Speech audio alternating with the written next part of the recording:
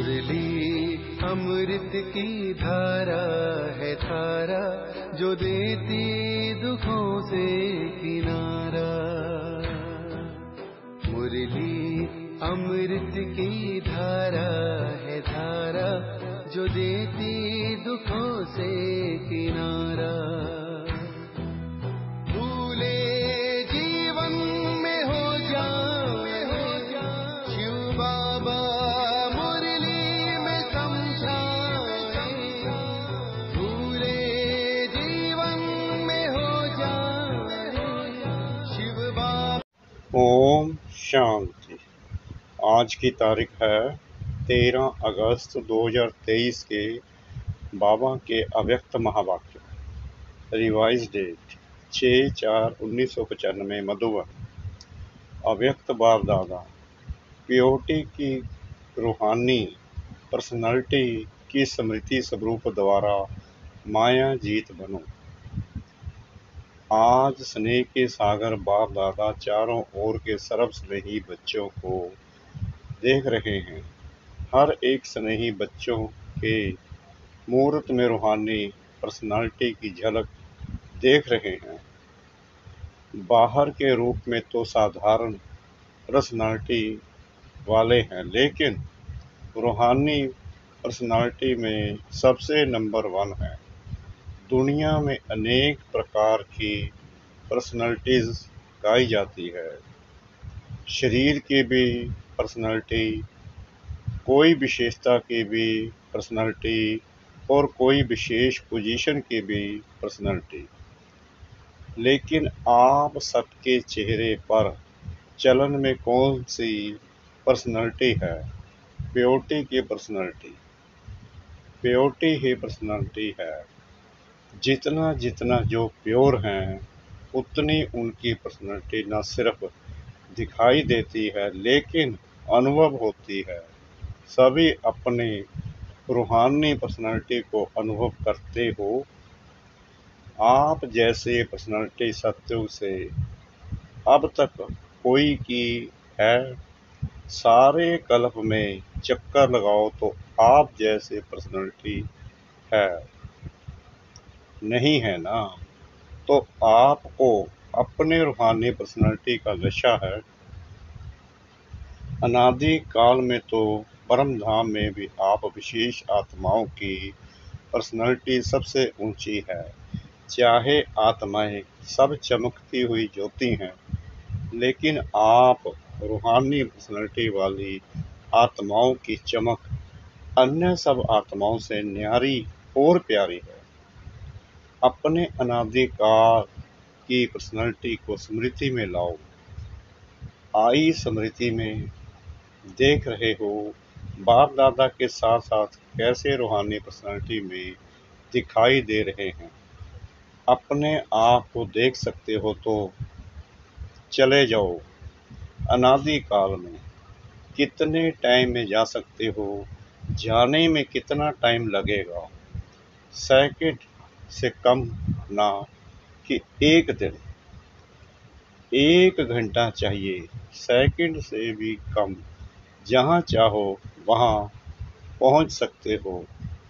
तो अनादि काल की अपनी पर्सनालिटी देख ली। अभी अनादि काल से आदि काल में आ जाओ। आ गए या अभी चल रहे हो? पहुँच गए तो अनादि काल से आदि काल में अपनी रूहानी पर्सनालिटी देखो। कितनी श्रेष्ठ पर्सनालिटी है। तन की भी तो, मन की भी तो, धन की भी और संबंध की भी। सब प्रकार की पर्सनालिटी कितनी श्रेष्ठ है। तो आदि काल की पर्सनालिटी देख रहे हो। कितने सुंदर लगते हो, कितने सजे हुए हो, कितने सुख शांति प्रेम आनंद स्वरूप हो। तो आदि काल में भी अपनी पर्सनालिटी को देखो, स्पष्ट दिखाई देती है। वह 5 वर्ष हो गए तो थोड़ा स्पष्ट नहीं है, सभी को स्पष्ट है। होशियार हो सभी तो आदि काल भी अपना देख लिया। अभी आओ मध्य काल में। तो मध्य काल में भी आपकी पर्सनैलिटी क्या रही? आपके जड़ चित्र कितने विधि पूर्वक पूजे और गाए जाते हैं। चाहे कितने भी धर्मात्मा, महात्मा, नेताएं, पर्सनैलिटी वाले गाए जाते हैं, लेकिन आपके जड़ चित्रों की पर्सनैलिटी के आगे उनकी पर्सनैलिटी कुछ भी नहीं है। जैसे आप सबकी पूजा होती है, वैसे कोई महात्मा या नेता की, धर्म आत्मा की विधि पूर्वक पूजा होती है।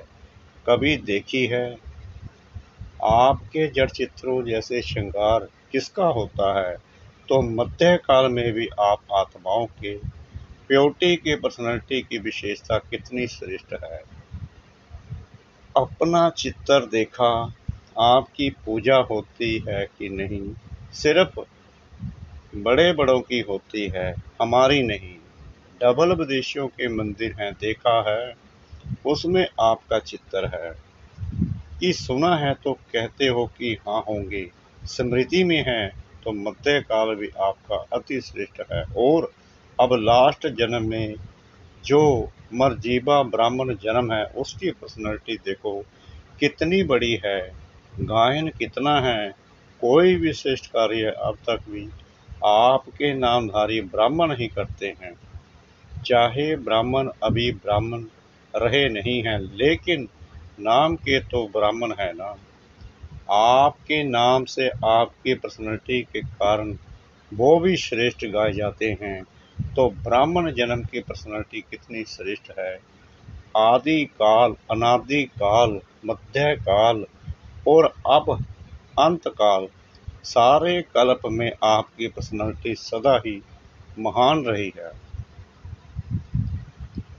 लौकिक पर्सनैलिटी वालों का अगर नाम भी आता है तो कोई विशेष बुक में उनका नाम आता है, फलाने फलाने हैं, लेकिन आपका नाम किस में आता है? साधारण बुक में नहीं आता है, शास्त्रों में आता है। जो भी आदि काल से शास्त्र बने, उसमें किसके चित्र हैं, किसका गायन है, किसकी कहानियां हैं। तो लौकिक पर्सनैलिटी वालों का गायन विशेष बुक में होता है और आपका गायन शास्त्रों में होता है। और शास्त्रों को कितना रिगार्ड देते हैं, बड़े विधि पूर्वक शास्त्र को संभालते हैं, उसको भी बड़े पूज्य के रूप में देखते हैं। जो सच्चे भक्त हैं वो शास्त्र को विधि पूर्वक रखते भी हैं और पढ़ते भी हैं। ऐसे रिवाजी किताबों के माफिक नहीं रखते। तो अपनी पवित्रता के पर्सनैलिटी को सदा ही इमर्ज रूप में स्मृति में रखो। जानते हैं यह है तो हम ही, ऐसे मर्ज नहीं, स्मृति रूप में रखो। जिसके बुद्धि में ये इमर्ज रूप में स्मृति रहती है, तो स्मृति ही समर्थों का आधार है। और जहाँ समर्थी है वहाँ माया आ नहीं सकती। समर्थ आत्मा के पास माया का आना असंभव है। मेहनत करने की आवश्यकता ही नहीं है, माया का काम है आना। लेकिन आपका काम अभी समय प्रमाण भगाना नहीं है।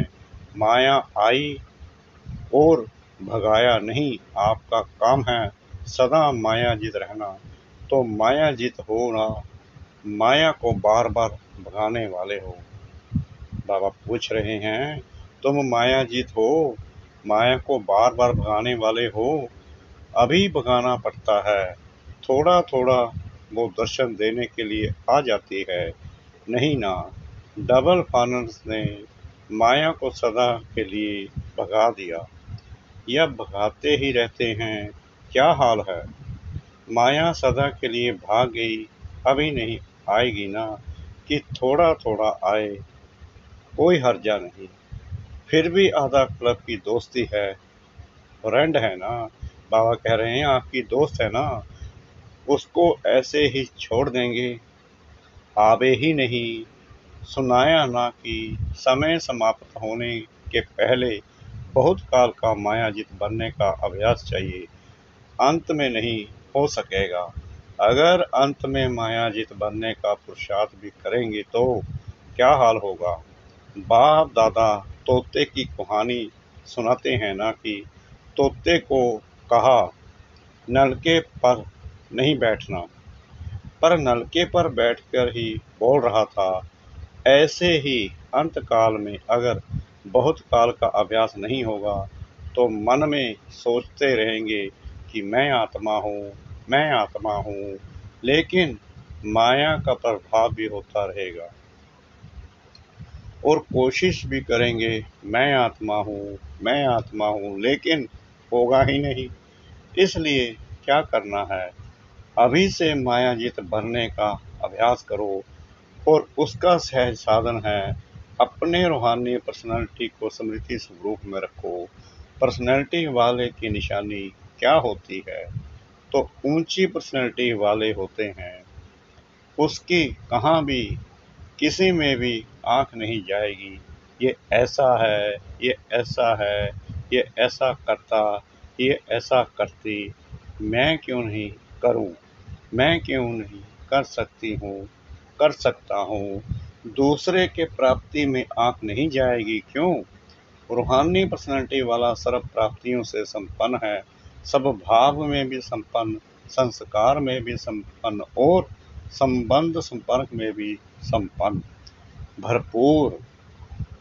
वो कभी अपने प्राप्तियों के भंडार में कोई अप्राप्ति अनुभव ही नहीं करेगा, क्यों?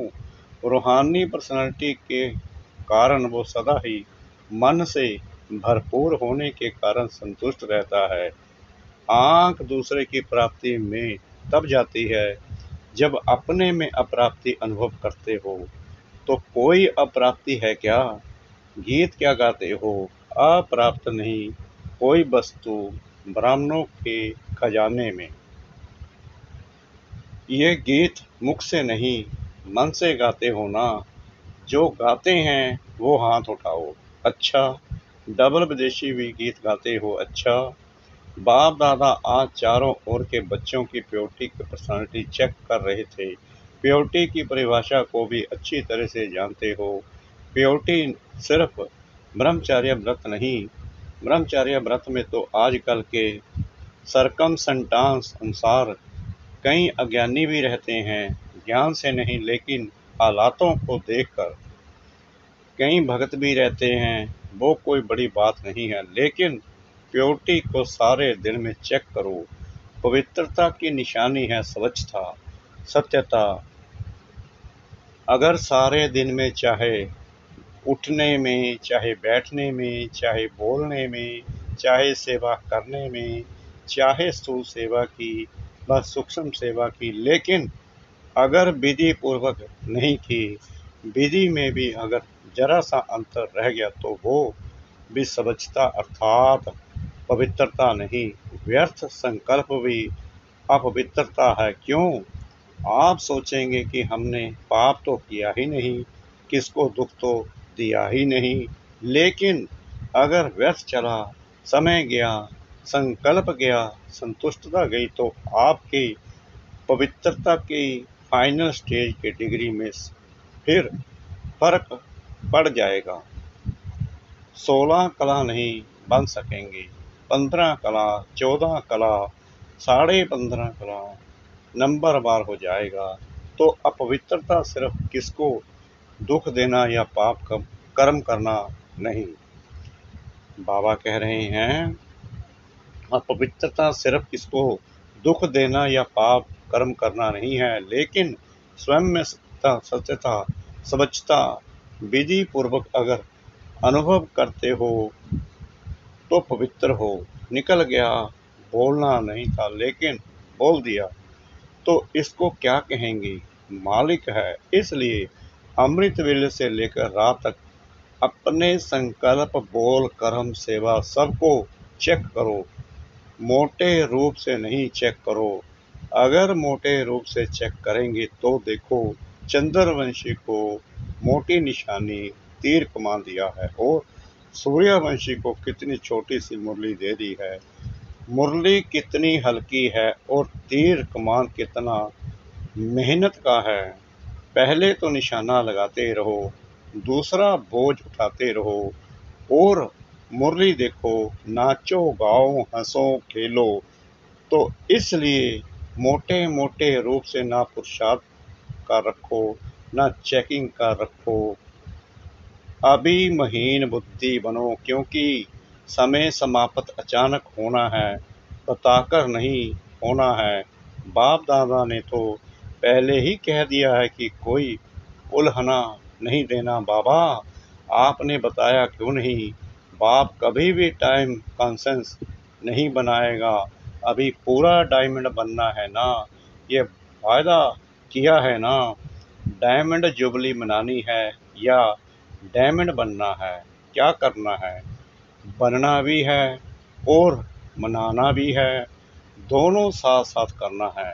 तो बाप दादा अगले वर्ष चेक करेंगे, वायदा निभाया या सिर्फ मुख मीठा किया। तो कौन हो, सिर्फ बोलने वाले हो या निभाने वाले हो? अच्छा देखो, टीवी में आप सबका फोटो आ रहा है, फिर बदल नहीं जाना। मैं था ही नहीं, मैंने नहीं किया था।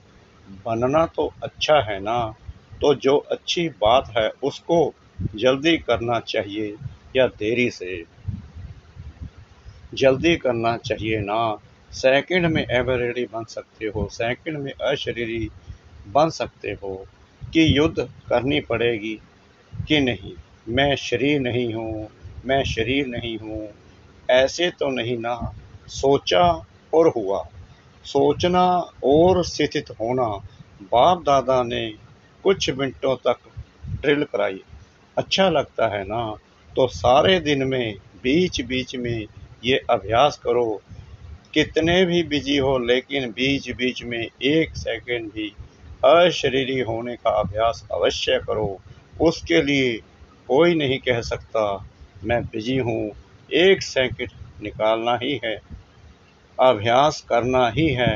अगर किसी से बातें भी कर रहे हो, किसके साथ कार्य कर रहे हो, तो उन्हों को भी 1 सेकंड ये ड्रिल कराओ। क्योंकि समय प्रमाण, ये अशीरीपन का अनुभव, यह अभ्यास जिसको ज़्यादा होगा वो नंबर आगे ले लेगा। क्योंकि सुनाया कि समय समाप्त अचानक होना है, अशरीरी होने का अभ्यास होगा तो फौरन ही समय की समाप्ति का वाइब्रेशन आएगा। इसलिए अभी से अभ्यास बढ़ाओ। ऐसे नहीं अगले साल में डायमंड जुबली है तो अब नहीं करना है, पीछे करना है। जितना बहुत काल एंड करेंगे उतना राज्य भाग्य के प्राप्ति में भी नंबर आगे लेंगे। अगर बीच बीच में यह अभ्यास करेंगे तो स्वतः ही शक्तिशाली स्थिति सहज अनुभव करेंगे। ये छोटी छोटी बातों में जो पुरुषार्थ करना पड़ता है वो सब सहज समाप्त हो जाएगा। अच्छा, सभी खुश राजी हैं ही या पूछना पड़ेगा? माताएं खुश हो? बहुत अच्छा। देखो कहाँ कहाँ से मेले में पहुँच गए हो, अच्छा चांस मिला ना, नहीं तो डैड का इंतज़ार करते रहते। हमारा नंबर कब आएगा, हमारा नंबर कब आएगा? अभी तो खुला निमंत्रण था ना, सब ठीक अच्छी तरह से रह रहे हो? बेहद अनुभव हो रहा है ना कि थोड़ी थोड़ी तकलीफ है? बुजुर्ग माताओं को तकलीफ नहीं हुई है। लाइन में लगो तभी खाना मिलेगा, लाइन में लगने में थकावट नहीं होती, मज़ा आता है। इतना बड़ा परिवार कब मिलेगा? तो परिवार को देख कर हर्षित होते हैं ना। भक्ति मार्ग के मेले से तो अच्छा मेला है ना। और 2 दिन बढ़ा दें कि बस का खर्चा होगा, घर नहीं याद आएगा, नौकरी नहीं याद आएगी, ये भी कुछ नवीनता होनी चाहिए ना। तो ये मेला भी एक नवीनता हुई, नवीनता का अनुभव कर लिया। अभी फिर पुरानी बातें थोड़ी होगी, नई बातें होगी ना। नई बात पसंद आती है या पुरानी?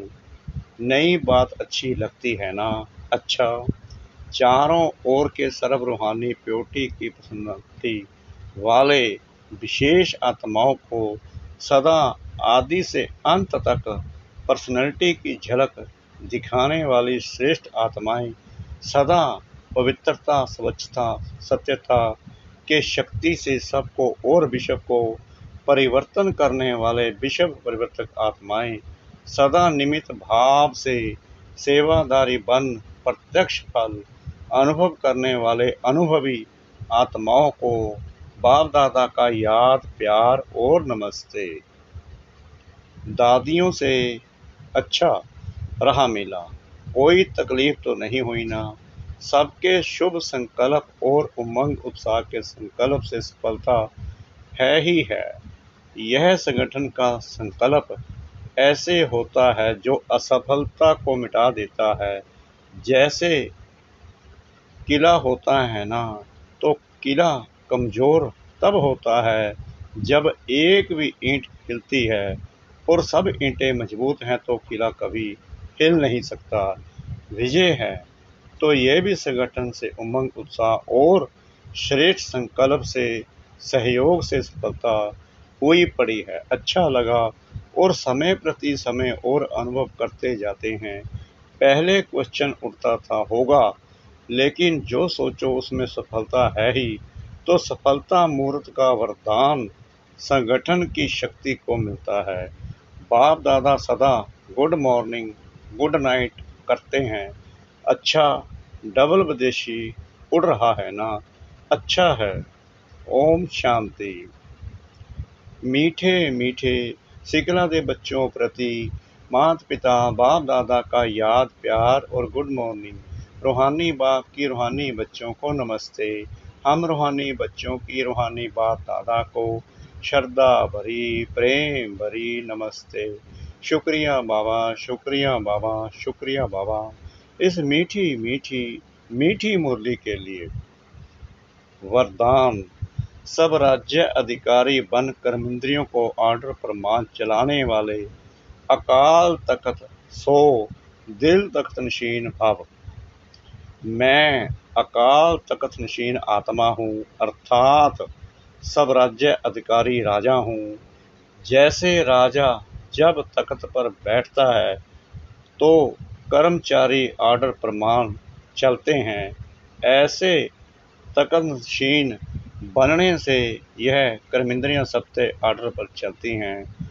जो अकाल तख्त नशीन रहते हैं उनके लिए बाप का दिल तख्त है ही, क्योंकि आत्मा समझने से बाप की याद आता है। फिर ना दे के संबंध है, ना पदार्थ है, एक बाप ही संसार है। इसलिए अकाल तख्त नशीन बाप के दिल तख्त नशीन सत्य बनते हैं। स्लोगन। निर्णय करने, परखने और ग्रहण करने की शक्ति को धारण करना ही होली हंस बनना है। निर्णय करने, परखने और ग्रहण करने की शक्ति को धारण करना ही होली हंस बनना है। ओम शांति।